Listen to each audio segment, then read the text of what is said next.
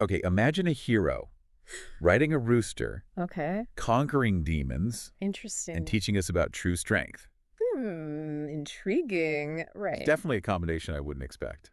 Welcome to the 89th deep dive into Iranian things, Okay. where we explore all these hidden gems Yeah. of Iranian folklore, mythology, Race. and sometimes even cryptozoology. Okay. I'm Kiyomars. I'm Tanaz.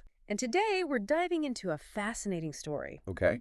called Nim-e Koon-e Asb Savar, or The Half-Buttock Horse Rider. Interesting. This tale has roots in several regions of Iran, Okay. like Yazd and Nayin. Okay. And it's a story that really highlights Okay. how Iranian folklore uses all these fantastical elements Mm. to explore these deeper truths about ourselves. I see. So what's fascinating about this story Yeah. is that it flips the typical hero narrative on its head. Yeah. You'll meet a rather unconventional hero, encounter all these unexpected twists. Yeah. And uncover thought-provoking moral lessons woven into the narrative. Yeah. The story takes us back to ancient Persia, Okay. a time when kings ruled and divs. Yeah. These are powerful demons in Iranian mythology. They pose these constant threats. Right. This setting is crucial to understanding the story's context, as divs represent this constant struggle between good and evil, Oh. and often serve as tests of a hero's character. I see. So in this tale, the story begins with a king who has 3 wives, Okay. all longing for children. A mysterious dervish appears. Okay. This is a Sufi mystic known for their wisdom and spiritual power, Right. and grants their wish with 3 magical apples. Okay. But there's a catch, of course. Of course there is. One of the wives, Yeah. perhaps out of haste or forgetfulness, Okay. doesn't eat her entire apple. This seemingly small action has significant consequences, leading to the birth of a son named Nimkoon, Right. who's born with only half a lower body. Wow. This unusual birth sets the stage for Nimkoon's journey. He possesses incredible strength and agility, Okay. surpassing even his 2 fully formed brothers. Right. Yet he faces this constant ridicule and neglect from his family, Okay. highlighting this societal prejudice towards those who are different. And adding to the irony, Okay. when the time comes for the brothers to learn horsemanship, Right. Nimkoon is given a rooster as his mount. What? Remember the story's title? Okay. The Half-Buttock Horse Rider. Yeah. So you can already sense the humor and satire embedded in this narrative. The storyteller's choice of a rooster as Nimkoon's steed is brilliant. Right. It underscores the absurdity of his situation, preparing us for a story that defies expectations. Though as the brothers grow older, a challenge arises. Okay. The king of divs in Mazandra, a land known for its treacherous terrain and mythical creatures, has failed to pay his tribute to the king. So this is where the classic quest narrative kicks in. Yeah. The king tasks his sons with retrieving the overdue tribute, Right. a mission fraught with danger. And the 2 older brothers, full of themselves, blinded by arrogance, set off on this perilous journey. Okay. They even encounter seasoned shepherds along the way who warn them about the perils ahead. Right. But their pride prevents them from heeding these wise words. This disregard for advice Yeah. is a recurring theme in stories about hubris. Right. It foreshadows their eventual downfall. Exactly. And emphasizes the importance of humility, especially when facing the unknown. And their arrogance is put to the test Okay. when they encounter 3 trials on their journey. These trials are designed to assess not just their physical strength, but also their intellect and resourcefulness. The first trial Right. involves distinguishing 4 identical goats, Right. a task that requires keen observation and attention to detail. The second demands the separation of a mixed herd of camels, Okay. testing their problem-solving skills. Yeah. And the third, perhaps the most challenging, involves consuming an enormous bowl of changal. Wow. This is a kind of rich, dense pastry. These trials are symbolic, representing the challenges we face in life that require a combination of strength, intelligence, and even a bit of resilience. So how do you think the brothers fare in these trials? Well, knowing their personalities, I doubt they approach these challenges with the necessary humility or open-mindedness. Exactly. They fail miserably at each trial. Wow. Their arrogance preventing them from learning from their mistakes. Right. But undeterred, Yeah. they press on towards Mazandaran. Oh, no. Completely unaware of the dangers that await them. This is where their lack of preparation and their refusal to learn from others will truly cost them. And before they can even reach the King of Divs, they have to navigate this treacherous landscape. First, they encounter a vast field of Zardak, a type of carrot known for its magical properties. Wait, a Zardak field? Now that's interesting. Zardak is more than just a carrot in Iranian folklore. It often symbolizes abundance and prosperity. Okay. But it can also represent temptation and distraction. That's a great point. And speaking of temptation, guarding the fruit garden, are the King of Divs' 3 daughters. Okay. They spot the struggling brothers and try to warn their father about these intruders. I'm curious about the King of Divs' reaction.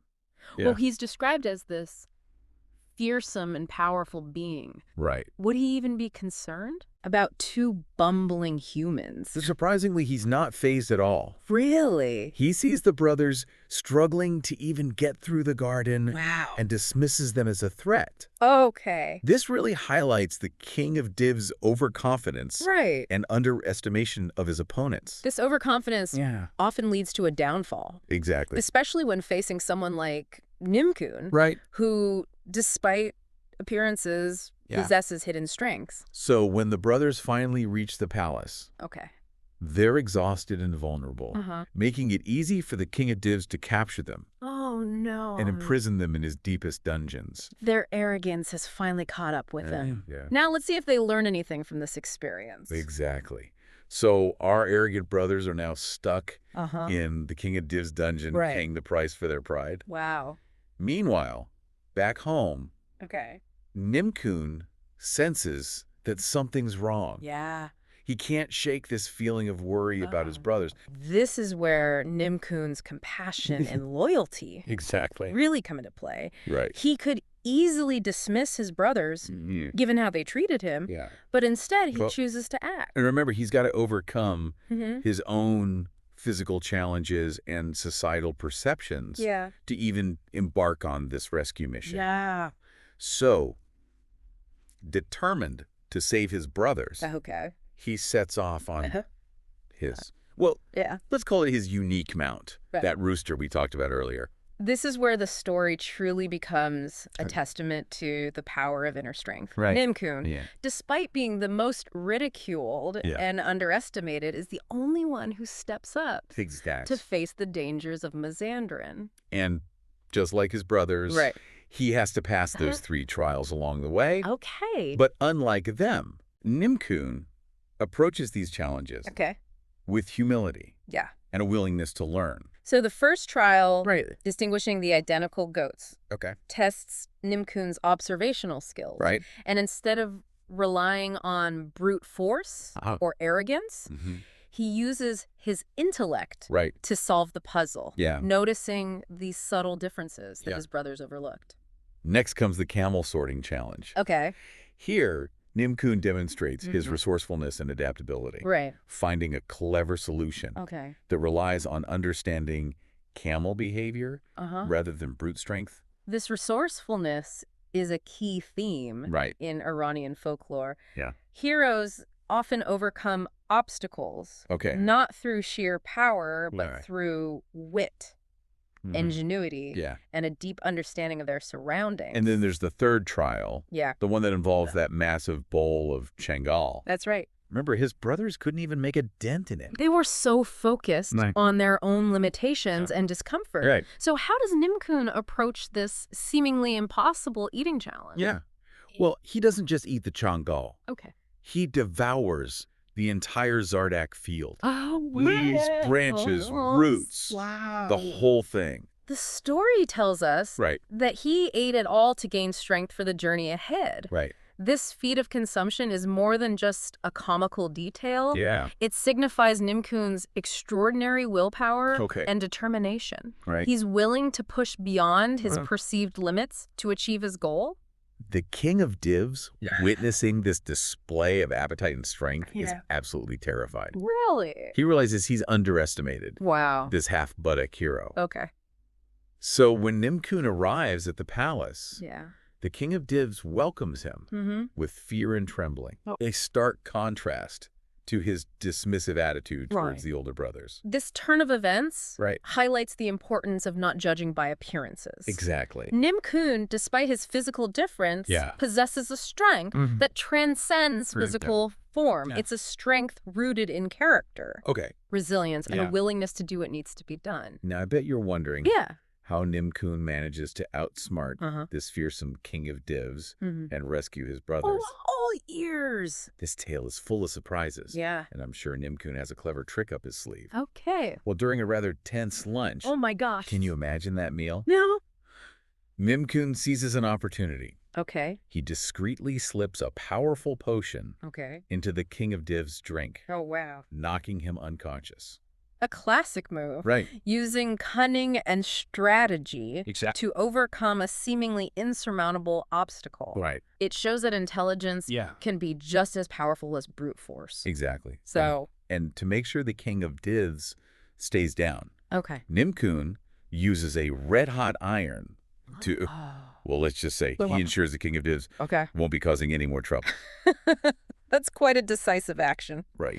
Nimkoon is clearly not afraid to use whatever means necessary to achieve his goals and protect those he cares about. With the king of divs out of the picture, Nimkoon heads to the dungeon to free his brothers. Right.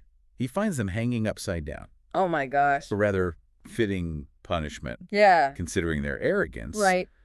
But even though they betrayed him, Nimkoon still cares about their well-being. That speaks volumes about his character. Exactly. Despite their cruelty, he shows them compassion and a willingness to forgive. And to ensure they get the recognition they crave. Right. Remember, they're all about appearances. Nimkoon brands their rears with his personal signet. I love that detail. Right. It's both a practical solution and a symbolic gesture. Right. It's a permanent reminder of their actions. Yeah. And a testament to Nimkoon's role in their rescue. With his brothers freed, they all head to the treasury to collect the king of divs' vast riches. But as they're filling their bags with gold and jewels, they stumble upon a large, ornate chest. Oh, I have a bad feeling about this. Yeah. Knowing those brothers, What? I can't imagine this ending well for Nimkoon. You're right to be suspicious. Yeah. As they're admiring the chest, the brothers hatch a devious plan. Oh. They convince Nimkoon to climb inside. Oh my gosh. Claiming they need his help to organize the treasure. No, I can't believe they would betray him after he risked everything to save them. Their jealousy and greed, no bounds. As soon as Nimkoon is inside, they slam the chest shut, locking him in. This betrayal is heartbreaking. Yeah. But it also highlights a stark contrast between Nimkoon and his brothers. Yeah. Nimkoon acts out of love and loyalty, while his brothers are driven by selfishness and greed. So this act of betrayal sets the stage for a dramatic confrontation and a surprising twist of fate. I have a feeling the story isn't over yet. Right. Iranian folklore is known for its clever twists and turns, and I'm sure justice will prevail in some unexpected way. So there's Nimkoon, trapped in this treasure chest, left for dead by his own brothers. It's a moment of despair, but also a turning point in the story. Yeah, it's interesting how this act of betrayal, while cruel, actually sets in motion a series of events that lead to Nimkoon's ultimate triumph. Exactly. Meanwhile, the king, having received Nimkoon's message about the victory over the king of divs, arrives at the palace ready to celebrate his son's supposed heroism. The irony. He's completely unaware of the true nature of his sons and the injustice that's taken place. And here's where it gets really interesting. The king, tired from his journey, decides to rest for a moment. Okay. And of all the places in the palace, he chooses to sit on the very chest where Nimkoon is trapped. You can't make this stuff up. Right. It's as if fate itself is intervening, orchestrating this comical yet pivotal scene. So Nimkoon, realizing who's sitting on top of him, starts pounding on the chest lid from the inside. I can only imagine the look on the king's face. Right. Surprise, confusion, maybe even a touch of fear. The king, startled by the sounds, demands to know what's inside. Right. The brothers panic and desperate to cover their tracks, stammer and lie, claiming they don't have the key. Their lies are unraveling. Right. It's a classic example of how deceit often leads to more complicated situations. Nimkoon, tired of their charade, decides to take matters into his own hands. Okay. He uses the key he wisely kept with him to unlock the chest from the inside. Right. Bursting out in front of everyone. What a dramatic reveal. Right. The truth, as they say, has a way of coming to light. Exactly. And in this case, it literally bursts forth from a treasure chest. The king, shocked, but also amused by the whole situation, listens as Nimkoon exposes his brother's treachery to prove his story. Right. Nimkoon asks the king to examine his brothers, revealing the signet burns on their rears. The evidence is literally branded on them. Right. It's a moment of poetic justice. Yeah. Their deceit exposed in the most humiliating way possible. The king, impressed by Nimkoon's bravery, intelligence, and resilience, realizes that he's been wrong. To judge his son based on his physical appearance. Wow.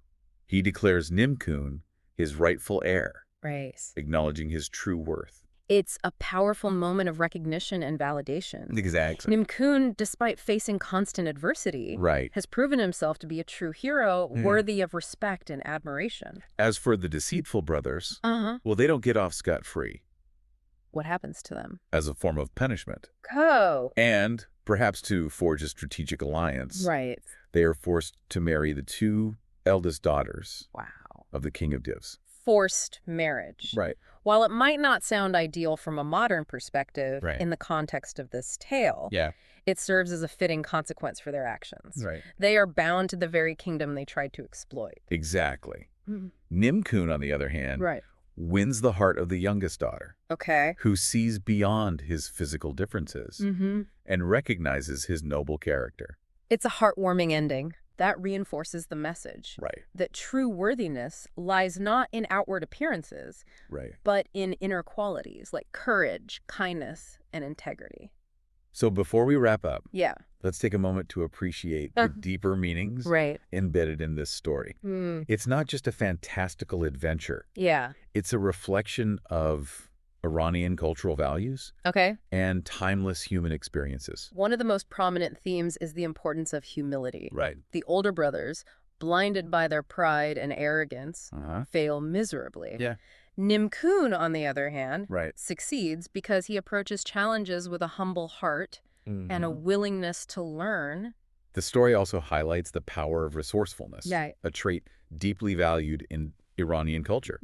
Nimkoon repeatedly uses his wit and ingenuity to overcome obstacles, proving that intelligence can be just as valuable as physical strength. And of course, there's the theme of deceit versus integrity. The brothers' betrayal contrasts sharply with Nimkoon's unwavering loyalty and compassion. The story reminds us that dishonesty ultimately leads to downfall, while integrity and kindness pave the path to true success. Nim-e Koon-e Asb Savar is a story that stays with you long after you've heard it. It really does. It challenges our assumptions, makes us laugh, and reminds us of the enduring power of human spirit. If you enjoyed this deep dive into Iranian folklore, be sure to subscribe to our channel for more fascinating tales and cultural insights. And don't forget to leave a comment below. We'd love to hear your thoughts on the story and its symbolism. And for those of you who want to explore more fascinating creatures from Iranian folklore, check out our playlist. Be sure to check out our playlist on Persian mythology. You won't be disappointed. Until next time, keep exploring the fascinating world of Iranian things.